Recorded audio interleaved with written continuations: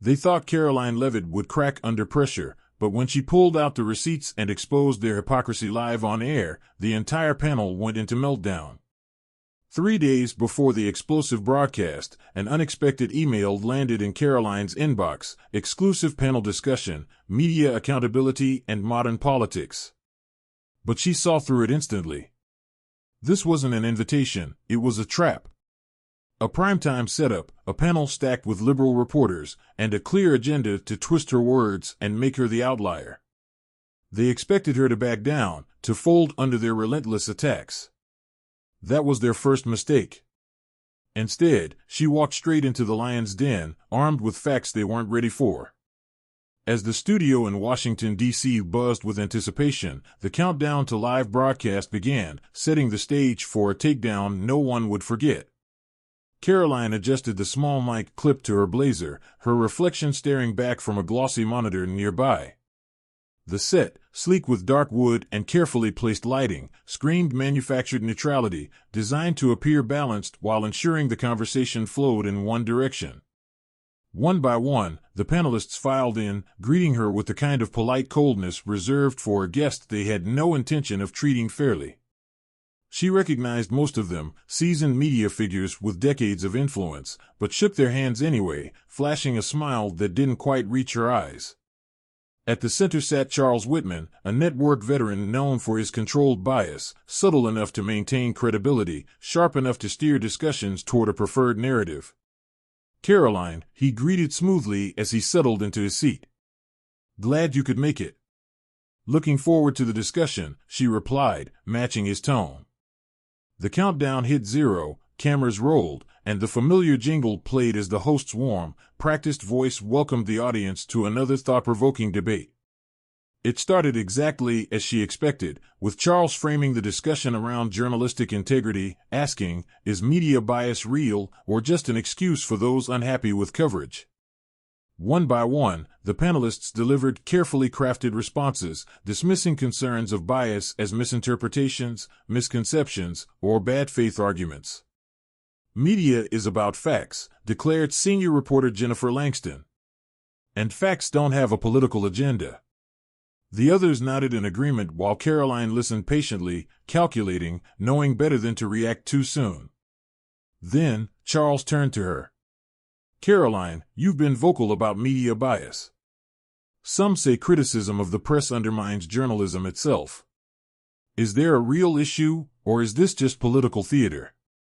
It was bait, an invitation to defend herself instead of addressing the real problem. She didn't take it. Instead, she leaned forward slightly, hands loosely clasped on the table. "There's a real issue," she said evenly. "But it's not just about bias. It's about double standards. When journalists hold one side to an impossible level of scrutiny while excusing the other for the same behavior, that's not just bias, that's dishonesty." The air shifted, subtle but undeniable, as expressions around the table tightened. But Karoline wasn't finished. Her gaze swept across the panel as she prepared to dismantle their narrative, one fact at a time. "I don't expect you to take my word for it, I brought proof." And just like that, the real conversation began. A small, almost imperceptible shift swept across the table, a flicker of surprise in the moderator's expression, a quick glance exchanged between two panelists. They hadn't expected that. Charles cleared his throat, recovering quickly. "Proof, you say?" His voice carried its usual practiced composure, but there was a tightness to it now. Karoline nodded. "Yes." She reached for a small stack of papers beside her, flipping the first page over with deliberate precision. This wasn't just a prop. She wasn't here to make vague claims and leave room for spin. This was going to be precise, documented, unavoidable. The camera zoomed in slightly, focusing on her as she spoke.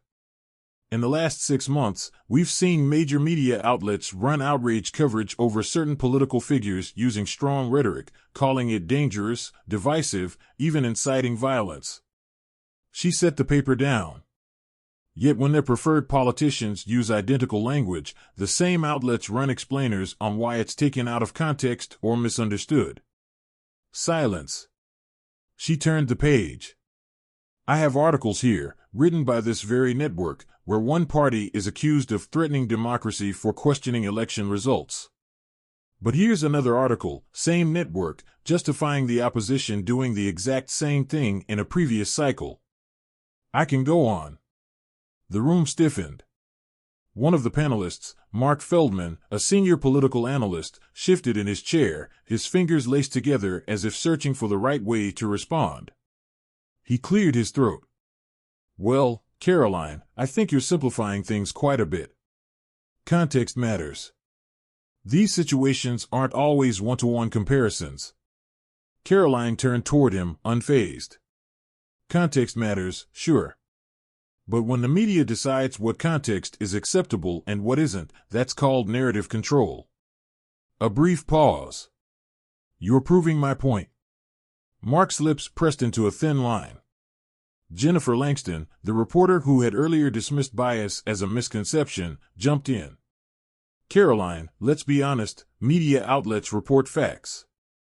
Some stories deserve more scrutiny than others based on impact. If one political figure is under fire more than another, maybe it's because their actions warranted it. Karoline let out a short breath through her nose, not quite a laugh, but close. So scrutiny is based on impact? That's interesting. She turned another page. Because I also brought data on how major networks prioritize scandals. A study conducted last year analyzed airtime spent covering political controversies, and guess what? When a conservative figure was accused of wrongdoing, unverified accusations, by the way, it dominated primetime coverage for 2 weeks straight. But when nearly identical accusations surfaced against a liberal politician, a passing mention. 15 seconds. Buried in the second half of a segment. She placed the paper down. That's not prioritizing based on impact. That's selecting who gets scrutiny based on preference. Mark shifted again. Charles leaned back slightly in his chair, the measured neutrality of a good moderator slipping just a little. The tension in the air thickened, not in an obvious, dramatic way, but in the kind that made everyone hyper-aware of the cameras, the live broadcast signal transmitting their every reaction in real time. Jennifer wasn't done. All right, Karoline, let's test your argument. She sat up straighter, as if preparing to turn the tables. If bias is as bad as you say, why do so many independent fact-checkers back up the stories you're criticizing? Karoline exhaled slowly, shaking her head. Fact-checkers. She let the word settle before adding, you mean the same fact-checkers that mysteriously label one side's falsehoods as misleading or lacking context, while the other sides are called outright dangerous lies? Jennifer didn't respond. Karoline let the pause linger, just long enough for the audience at home to process it themselves. Charles finally spoke up. Karoline, to be fair, fact-checking organizations are independent entities. They don't take marching orders from the media. Karoline turned toward him, her eyes sharp. Then explain this. She picked up another sheet. Why did multiple major fact-checkers quietly update their verdicts after the political wind shifted, without acknowledging the change? Why did headlines accusing someone of spreading debunked conspiracies suddenly get revised months later to say, actually, new evidence has surfaced? If it was false then, it should be false now. If it's true now, then they misled the public before. Which one is it? The moderator blinked. The panelists didn't jump in this time, because there was no clean, media-friendly answer to that question. But the silence couldn't last forever, and Karoline wasn't done yet. The studio wasn't completely quiet, not exactly. There was the faint hum of overhead lights, the quiet rustle of papers, the almost imperceptible shift of bodies adjusting in their seats. But the usual rhythm of a panel discussion, the smooth flow of rebuttals, the comfortable back and forth of like-minded voices, had stalled. And Karoline could feel it. Charles cleared his throat again. That was the third time now, a reflex, maybe, or a subtle attempt to regain control. He straightened in his chair, latching onto the first escape route he could find. All right, let's step back for a second. Karoline, you're making a broad argument about media bias. But let's be honest, every outlet has some level of perspective. That's human nature. Isn't it unfair to paint an entire industry with one brush? She could tell he was trying to shift the framing, trying to make her seem unreasonable, like she was the one stretching the truth. But she didn't flinch, didn't waver. Instead, she smiled. That's a fair question, she said evenly. So let's make this simple. She reached down beside her, grabbing a tablet she had placed out of sight until now. With a quick tap, the studio's main monitor flickered to life behind her. Since we're talking about fairness, let's take a look at some real-time examples. The shift in the room was instant. Jennifer's eyes darted to the screen. Mark crossed his arms, his foot tapping against the carpeted floor. Charles turned his head slightly, already bracing himself. The video began playing. First clip, a well-known anchor from this very network, outraged over a conservative politician's inflammatory statement, calling it unacceptable rhetoric that threatens our democracy. The video cut. Second clip, a liberal politician using the exact same rhetoric months earlier, but this time, the same anchor described it as a strong and necessary response to dangerous extremism. The panelists knew where this was going now. The audience at home knew where this was going now. And Karoline let it play out. Next clip, a breaking news segment condemning reckless election denialism. The host, with practiced concern, called it a dangerous attack on democracy. Cut. Another video, this time, the same network justifying election denialism when it came from the other side, saying it was important to ask questions and that no democracy should operate without scrutiny. The hypocrisy wasn't just implied, it was staring them in the face. Charles leaned forward, hands clasped now, jaw tight, expression unreadable. But Karoline saw the flicker in his eyes, the quick glance toward the producers behind the cameras. They were scrambling. Mark was the first to crack. Look, Karoline, you're cherry-picking. We're talking about two different situations here. Context matters. She repeated, cutting them off. Right.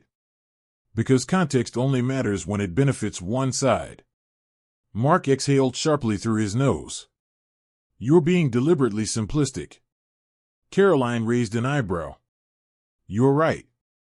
Let's not be simplistic, let's go deeper. She tapped the tablet again. Another clip, a well-respected journalist, just last year, passionately arguing that political violence is never justified. A moment later, another clip, the same journalist, just months later, saying that some protests may require escalation to be heard. Karoline set the tablet down. She didn't need to say anything, the studio did the work for her. Jennifer was visibly uncomfortable now. Charles was adjusting his tie. Mark's arms were still crossed, but his shoulders were tighter. This wasn't supposed to happen. They were supposed to control the conversation, guide it, contain it. But Karoline had done something they hadn't expected. She had brought receipts. And more importantly, she had played them on their own network. Jennifer, ever the professional, tried one last time. Karoline, I think we're losing sight of the bigger picture here. The media isn't perfect, but it serves a crucial role. If you erode trust in journalism, what's left? Do we just abandon facts entirely? Karoline let that sit for a second, then leaned forward. Trust isn't something you demand, she said. It's something you earn. She motioned toward the screen. And right now? You haven't earned it. Jennifer blinked. No one else spoke, because what could they say? But this wasn't over yet. Karoline was just getting started. The silence stretched, not the usual kind that comes in debates, where someone pauses just long enough to collect their thoughts before launching into a rehearsed response. This silence was different. It was the sound of a narrative cracking in real time. This silence was different, a silence weighed by the reality that their usual tactics weren't working, and Karoline knew it. Charles finally spoke, his voice measured but noticeably stiff. All right, Karoline, you've made your point about double standards, but let's talk about responsibility. The media plays a role in holding people accountable. What happens when we don't scrutinize those in power? What's the alternative?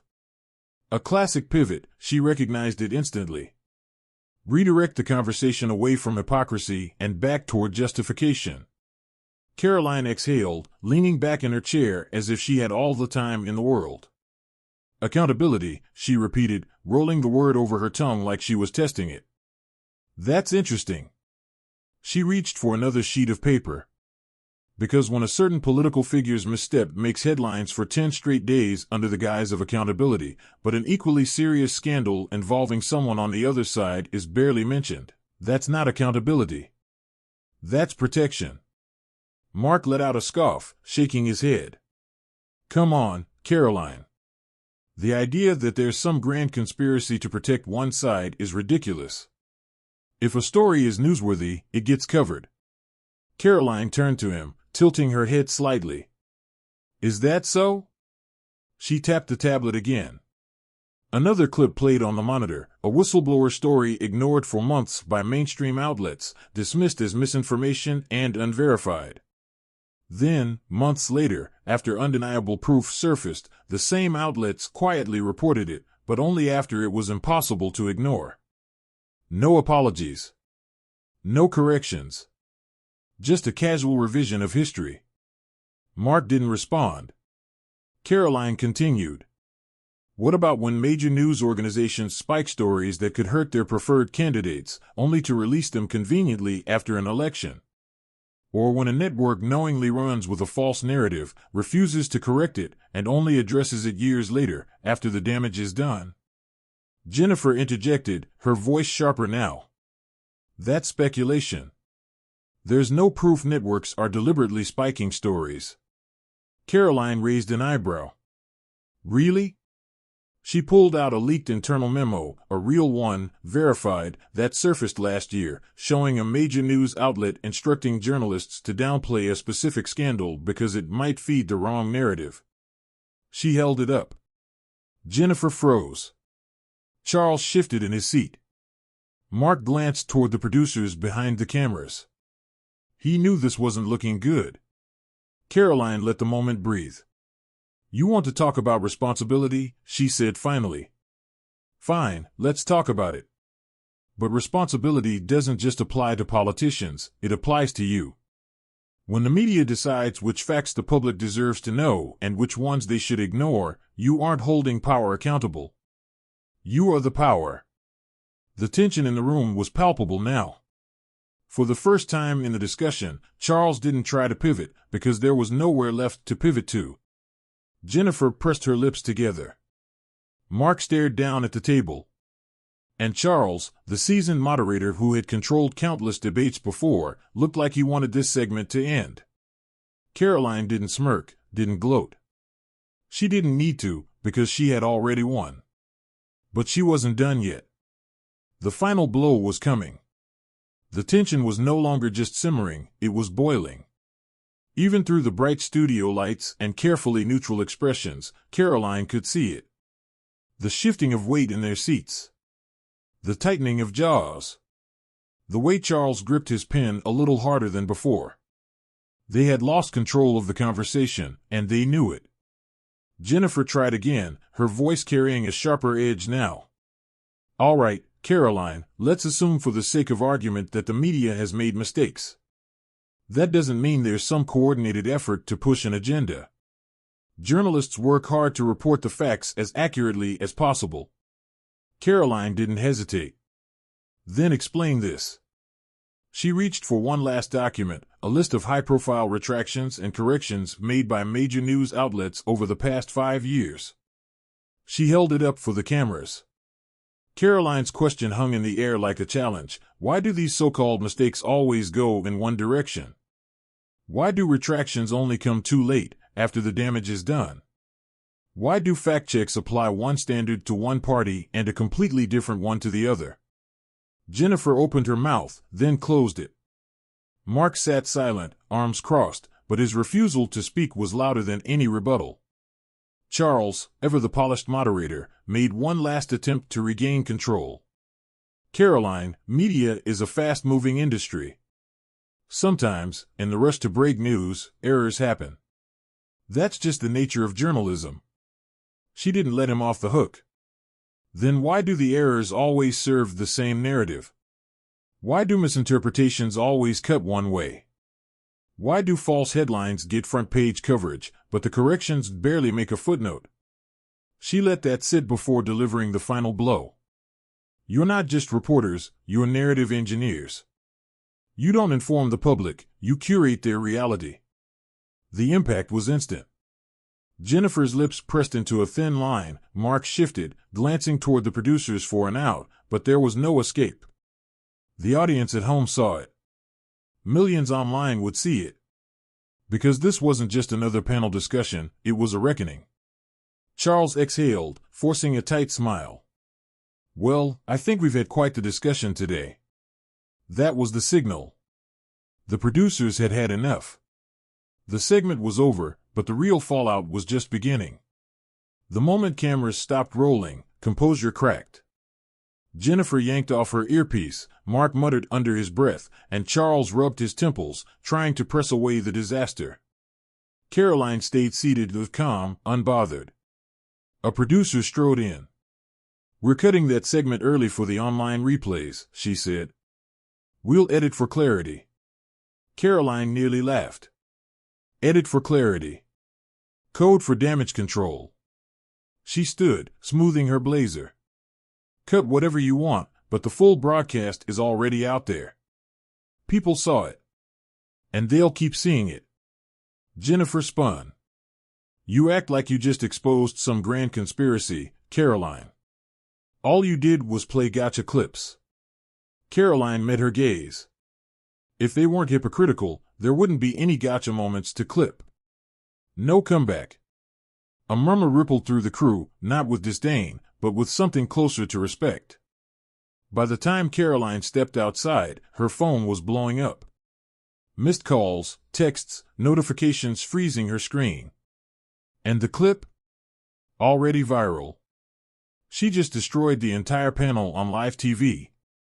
They knew they were caught. Save the video before it violates guidelines. Karoline smirked. They were right to save it, because within the hour, the network posted carefully edited clips, cutting the parts that hit too hard. Articles downplayed it as an intense exchange instead of the public humiliation it was. But it didn't matter. The full, unedited version was everywhere. And once the internet grabs something, it doesn't let go. By evening, cable news was scrambling, some spinning, others ignoring, but independent media? They were having a field day. A commentator streamed a reaction live. Folks, this wasn't just a debate. This was a reckoning. She came prepared, shut them down, and they had nothing. No answers. Just excuses. Another clipped segment hit 1 million views in 2 hours. Karoline sipped her coffee, flipping through channels in her hotel room. They thought this would be an easy win, a routine takedown of a dissenting voice. But they underestimated her. And now, the truth was out. And there was nothing they could do to stop it. The next morning, the fallout hit. Headlines spun in every direction. Some called her ruthless. Others accused her of manipulating the conversation. A few downplayed the moment entirely. But the view counts didn't lie. The unedited clip had already surpassed 5 million views overnight. Independent commentators dissected every contradiction, every shift in body language, every moment the panelists realized they were losing control. And the network? They were scrambling. The network was in full damage control mode. Karoline flipped through channels, watching as panelists from the same station now framed the real issue as the dangerous rise of misinformation, the classic move. When they couldn't deny what happened, they redirected. They didn't address the substance, they attacked the person who exposed it. Karoline sipped her coffee, unfazed. She had expected this. It was always the next step. Her phone buzzed, another notification. A well-known independent journalist had just posted, breaking, sources inside the network say producers were panicking after last night's segment.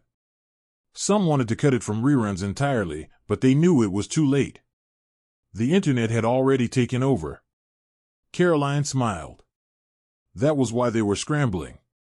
For years, they controlled the narrative, deciding what the public could and couldn't focus on. But this time, they weren't in control anymore. Later that day, her team forwarded an email from the network, a formal request for a follow-up segment. The wording was careful, measured. They framed it as continuing the discussion, as if this was just a healthy exchange of ideas. But Karoline knew better.